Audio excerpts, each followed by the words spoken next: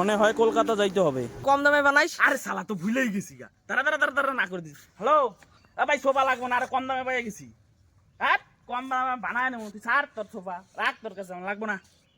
তো আজকে সোফাগুলো রেডি করার জন্য, কম দামে রেডি করার জন্য আমাদের আলাদা আলাদা পার্ট দেখতে হবে। যেমন স্টিলের স্ট্রাকচারটা আরেক জায়গায় রেডি করতে হবে, আর সোফার যে গদিগুলো আছে ওগুলো আলাদা জায়গায় রেডি করতে হবে। তো চলো, তো সিংহাসনের গদিগুলো আমরা যেই দোকানে বানাইতে গেছিলাম ওই দোকানে নাই, ওই দোকানটা বন্ধ। তো এখন যাচ্ছি কোচবিহার আরেকটা দোকানে। তো এই দোকানটা তো মানে সিংহাসন বানানো হয় না, এখানে গাড়ির সিট বানানো হয়। এইখান থেকে আরেক দোকানে পাঠাইলো, এই দোকানে আইসে যা কথা বলে বুঝলাম ওরা কাঠের বানায়। আর যদি আমরা এখানে সিংহাসনের গদ্দিগুলো বানাইতে চাই ফোল্ডিং, তো ওরা 7 থেকে 8 হাজার টাকা নিবে, তো হবে না। তো এইখান থেকে আমাদের যাইতে হবে আরেক জায়গায়, হোলসেল একটা রেট দোকান আছে, ওইখানে গিয়ে দেখি কথা বলে কি হয়। আর যদি না হয় কলকাতার প্ল্যানিং করতে হবে। তো এইখানে গিয়ে কথা বলার পরে যা বুঝলাম ওরাও দিতে পারবে না ওই রেটে। তো আমরা ডিসিশন যা নিলাম, তো এখন যাবো আমরা সামনের সপ্তাহে কলকাতা। তো যদি দেখতে চাও অবশ্যই ফলো করো পেজটাকে। তো বাই বাই।